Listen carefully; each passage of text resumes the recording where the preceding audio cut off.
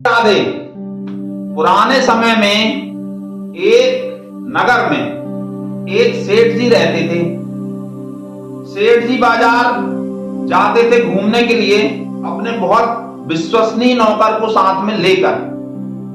अब इतने बड़े सेठ थे, बाजार जाते तो उनसे बहुत से लोग स्वाभाविक ही सेठ जी नमस्ते, सेठ जी राम राम, सेठ जी प्रणाम, सेठ जी पाए लागू, इस तरह से उनका अभिवादन करते थे।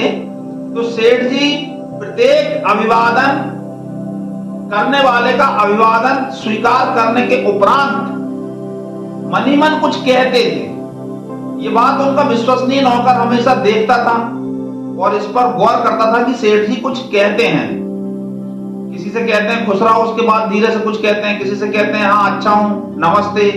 मतलब जो जैसा अभिवादन उनसे करता था, जो जिस आयु का व्यक्ति उनसे जिस प्रकार से अभिवादन करता था, उसको बिल्कुल ठीक उसी तरह से शिष्टाचार से जवाब देने के बाद वो मन ही मन कुछ दोहराते थे। ये बात विश्वसनीय नौकर सुन नहीं पाता था और उसके मन में बड़ा ये प्रश्न रहता था कि सेठ जी आखिर कहते क्या हैं।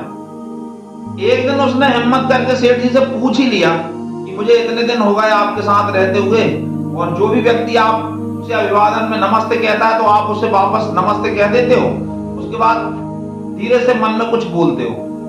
कोई व्यक्ति, कोई छोटा व्यक्ति यदि आपसे कहता है प्रणाम सेठ जी, तो आप उससे कह देते हो खुश रहो, और उसके बाद मन में फिर छोटा सा कुछ बोलते हो।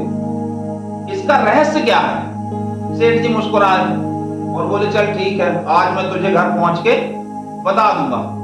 सेठ और उनका नौकर जब वापस घर पहुंचे तो उस नौकर को सेठ जी अपनी तिजोरी के सामने ले गए और तिजोरी के सामने पहुंच के उन्होंने अपने नौकर को बताया कि मैं हर व्यक्ति का अभिवादन स्वीकार करने के बाद में उसे प्रत्युत्तर देकर मन ही मन ये कहता हूं कि घर जाकर कह दूंगा।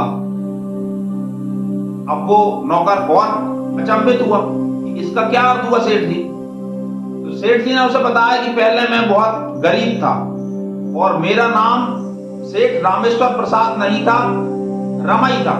नाम तो रामेश्वर प्रसाद ही था, किंतु रामेश्वर प्रसाद कोई जानता ही नहीं था। सब लोग मुझे रमई के नाम से जानते थे। अचानक मेरी किस्मत खुली और मेरे पास बहुत सा धन आ गया, तो मैं रातों रात रमई से सेठ रामेश्वर प्रसाद जी हो गया।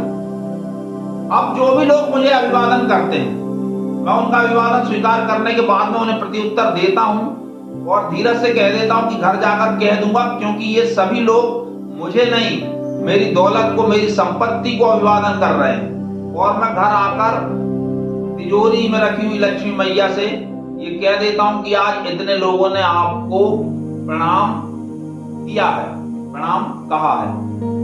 कैसी लगी कहानी हमें कमेंट बॉक्स में अवश्य बताएं और चैनल सब्सक्राइब करना बिल्कुल भी ना भूलें। राधे राधे।